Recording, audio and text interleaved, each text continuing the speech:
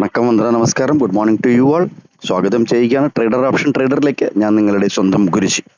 ഞാനൊരു SEBI register adviser അല്ല, അതുകൊണ്ട് തന്നെ വീഡിയോയിൽ പറയുന്ന കാര്യങ്ങൾ സ്റ്റഡി പർപ്പസിനായിട്ട് യൂസ് ചെയ്യുക. ഈ വീഡിയോ റെക്കോർഡ് ചെയ്യുന്ന ദിവസം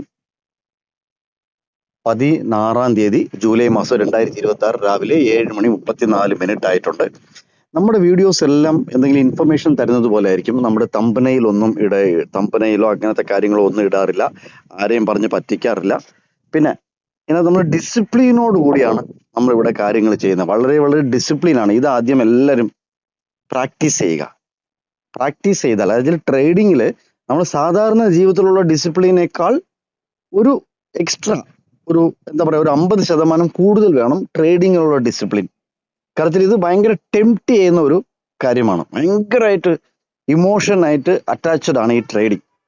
മനസ്സിലായില്ലേ? അപ്പൊ ഇതൊരു ബിസിനസ് ആയിട്ട് കണക്കാക്കണമെന്നൊക്കെ ആൾക്കാർ പറയും. നമുക്ക് നോക്കാം, അങ്ങനെ തന്നെ നോക്കാം. പക്ഷെ ഇതിനകത്ത് എന്ന് വെച്ചാൽ ഇതിനകത്ത് ഇമോഷൻ കൂടുതലുണ്ട്. അതുകൊണ്ട് തന്നെ നമ്മൾ സാധാരണ ഉള്ള ഡിസിപ്ലിൻ, ദൈനംദിന ജീവിതത്തിൽ നമുക്കുള്ള ഡിസിപ്ലിനേക്കാൾ ഒരു 50-100% കൂടുതൽ നമുക്കിവിടെ ആവശ്യമുണ്ട്. അതുകൊണ്ട് തന്നെ നമ്മൾ ഇവിടുത്തെ ഡിസിപ്ലിൻ്റെ കാര്യം പറയുമ്പോൾ തന്നെ നമുക്ക് ഒരു കാര്യത്തിൽ ഫോക്കസ് ചെയ്താണ് നമ്മൾ വർക്ക് ചെയ്യുന്നത്. മൾട്ടിപ്പിൾ ആയിട്ട് പോയാൽ ഡിസിപ്ലിൻ കുറയും. അതിന് നിങ്ങൾ എത്ര എക്സ്പേർട്ട് ആണെങ്കിലും മൾട്ടിപ്പിൾ ആയിട്ട് പോയാൽ ഡിസിപ്ലിൻ നിങ്ങളെ ഭയങ്കരമായിട്ട് പ്രോബ്ലം ആവും. മൾട്ടിപ്പിൾ എന്ന് പറയാൻ ഒരേ സമയത്ത് സ്റ്റോക്ക് നോക്കുക, സ്റ്റോക്കിൽ കയറി വാങ്ങിക്കുക, ഒരേ സമയത്ത് ഫ്യൂച്ചർ വിൽക്കുക അല്ലെങ്കിൽ ഫ്യൂച്ചർ വാങ്ങിക്കുക, ഒരേ സമയത്ത് ഓപ്ഷൻ സെല്ല് ചെയ്യുക, പിന്നെ ഒരേ സമയത്ത് ഓപ്ഷൻ ബൈ ചെയ്യുക. ഇങ്ങനെ മൾട്ടിപ്പിൾ ആയിട്ടുള്ള ഒരു കാര്യങ്ങളിലോട്ട് പോയാൽ അത് ഡിസിപ്ലിനെയാണ് പറയുന്നത്. ഇൻഡിസിപ്ലിൻ എന്നാണ് അതിന് പറയുന്നത്. അതുകൊണ്ട് നിങ്ങൾക്കറിയാം, കുറെ വർഷങ്ങളായിട്ട് ഒറ്റ സ്ക്രിപ്റ്റ് ആണ്, അതായത് ഒറ്റ ഇൻഡെക്സ് ആണ്, നിഫ്റ്റി മാത്രം. ഇടയ്ക്ക് ഞാൻ ഇങ്ങനെയൊക്കെ പോയിട്ടുണ്ട് കേട്ടോ. ഞാൻ ഇതൊക്കെ പറയാൻ കാരണം എൻ്റെ എക്സ്പീരിയൻസിൽ കൊണ്ടാണ് ഞാനിത് ഷെയർ ചെയ്യണത്. ഞാനും ഇതേപോലെയൊക്കെ ചെയ്തിട്ടുണ്ട്. സ്റ്റോക്ക് അവിടെ ഇവിടെയൊക്കെ പോയി കുറേ പൈസ നഷ്ടമായിട്ടുണ്ട്. ഇതൊരു ഡിസിപ്ലിൻ. രണ്ടാമത്തെ ഡിസിപ്ലിൻ, ഇതിനകത്ത് ഇമോഷണലി വളരെ അട്രാക്ട് ചെയ്യാതിരിക്കാൻ വേറൊരു ചെറിയൊരു ടിപ്സ്, അതായത് ടിപ്സ് എന്ന് വെച്ചാൽ എൻ്റെ എക്സ്പീരിയൻസ് ഞാൻ ഷെയർ ചെയ്യാൻ, ടിപ്പല്ല, എൻ്റെ എക്സ്പീരിയൻസ്. ഇന്നലെ ഞാനും നമ്മുടെ വാട്സാപ്പ് ഗ്രൂപ്പിൽ ഇട്ടിരുന്നു. കാരണം വെച്ചാൽ നമ്മൾ വാട്സാപ്പ് ഗ്രൂപ്പിൽ കമ്മ്യൂണിറ്റിയിൽ കുറച്ച് ആൾക്കാരുണ്ട്. അവർക്ക് നമ്മൾ ലൈവ് അപ്ഡേറ്റും വോയിസ് ഓവറൊക്കെ കൊടുക്കാറുണ്ട്. അതിനകത്ത് ഇട്ടിരുന്നത്, ഈ ചാർട്ട് എപ്പോഴും നോക്കാതെ ഡെയിലി, അതായത് ലൈവ് മാർക്കറ്റ് ഇതിന് ഓരോ സെക്കൻഡ് ബൈ സെക്കൻഡ് നോക്കിയാൽ നിങ്ങൾക്ക് കൂടുതൽ ടെംപ്റ്റ് ആവും എൻട്രി എടുക്കാനായിട്ട്. അപ്പോൾ അത് ചെയ്യാതെ ഒരു ഇന്റർവെൽ നിങ്ങൾ ഫിക്സ് ചെയ്യുക. 15 മിനിറ്റോ അരമണിക്കൂറോ 1 മണിക്കൂറോ, അത് എന്ത് വേണമെങ്കിലും മാർക്കറ്റ് ആയിക്കോട്ടെ, അത് പ്രാക്ടീസ് ചെയ്യുക. ആ ഡിസിപ്ലിൻ നിങ്ങൾ പ്രാക്ടീസ് ചെയ്യുക ഒരു അരമണിക്കൂർ. അപ്പം നിങ്ങൾക്ക് അങ്ങനെ നോക്കുമ്പം you will get A time.